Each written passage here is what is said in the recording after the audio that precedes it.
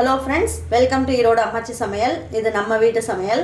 இன்றைக்கி நம்ம பார்க்க போகிறது ஒரு சூப்பரான ஆட்டு ரத்த பொரியல் எப்படி செய்யலாம் அப்படின்றத பார்ப்போம் வாங்க. நம்மளோட சேனலில் சப்ஸ்கிரைப் பண்ணாதவங்க சப்ஸ்கிரைப் பண்ணிக்கோங்க.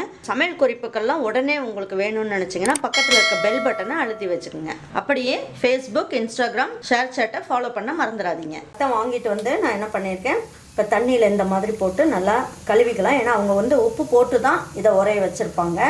இப்போ இதில் முடி ஏதாவது இருக்கான்னு பார்த்துக்கணும். இவங்க ஆட்டோட முடியெல்லாம் இருக்கும், பார்த்துட்டு இந்த மாதிரி எடுத்து கழுவிக்குங்க. இப்படி பண்ணிங்கனாலே ஆட்டு முடி இருந்தால் எடுத்துடலாம். எடுத்துகிட்டு தண்ணி இல்லாமல் வடிச்சிடணும். இப்போ இதை என்ன பண்ணலாம், நல்லா பிசைஞ்சு விட்டுக்கலாம். பிசைஞ்சு விட்டுட்டு நம்ம செஞ்சோம் அப்படின்னா நமக்கு அந்த கட்டி ரொம்ப பெருசு பெருசாக கட்டி இல்லாமல் நல்லாயிருக்கும். அதுக்காக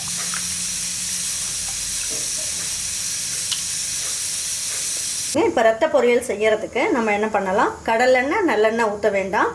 ரீஃபைண்ட் ஆயில் இருந்தால் ஊற்றிக்கலாம். ஒரு ஸ்பூன் அளவுக்கு ஊற்றிக்கங்க, ரொம்ப வேண்டாம்.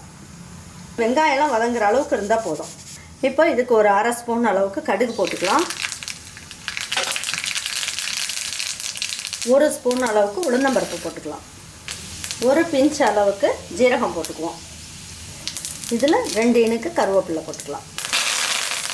இதில் 5 பச்சை மிளகா போட்டிருக்கேன். உங்களுக்கு காரத்துக்குன்னு பார்த்தீங்கன்னா பச்சை மிளகா மட்டும்தான், அதுவும் போட்டுக்கலாம்.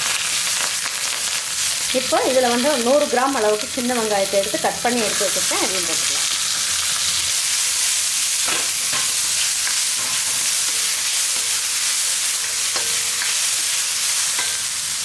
இந்த அளவுக்கு நீங்கள் வதக்குனீங்கன்னா தான் ரத்த பொரியலோடு எடுத்து சாப்பிடும் போது ரொம்ப நல்லாயிருக்கும்.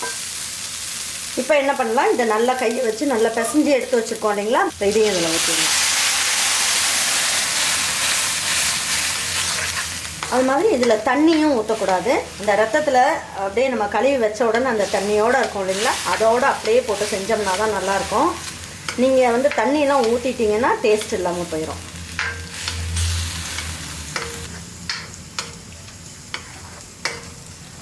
இதில் ஒரு 2 ஸ்பூன் அளவுக்கு தேங்காய் துருவல் போட்டுக்கலாம்.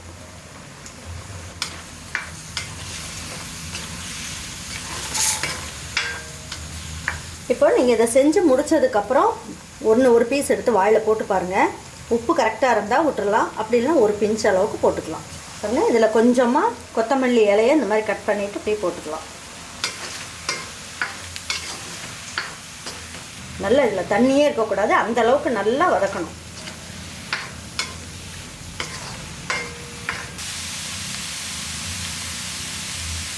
பாருங்கள், இதில் சுத்தமாக தண்ணியெலாம் எதுவுமே இல்லை.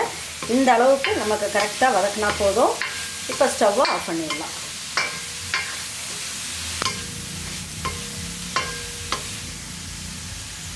பாருங்கள், சூப்பரான ரத்த பொரியல் ஜம்முன்னு ரெடி பண்ணியாச்சு. எடுத்து வச்சு பரிமாறிக்கலாம்.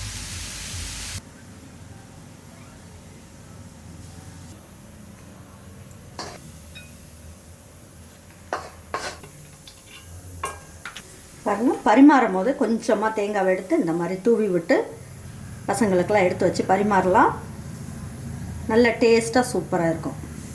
இதே மாதிரி ஒரு ரத்த பொரியலை உங்கள் வீட்டில் இருக்கவங்களுக்கெல்லாம் செஞ்சு கொடுத்துட்டு அவங்களுக்கெல்லாம் பிடிச்சிருந்தது அப்படின்னாங்கன்னா லைக் பண்ணுங்கள், ஷேர் பண்ணுங்கள், சப்ஸ்கிரைப் பண்ணுங்கள், மறந்துடாமல் கமெண்ட்ஸ் பண்ணுங்கள். தேங்க்யூ ஃபார் வாட்சிங் ஈரோடு அம்மாச்சி சமையல். தேங்க்யூ.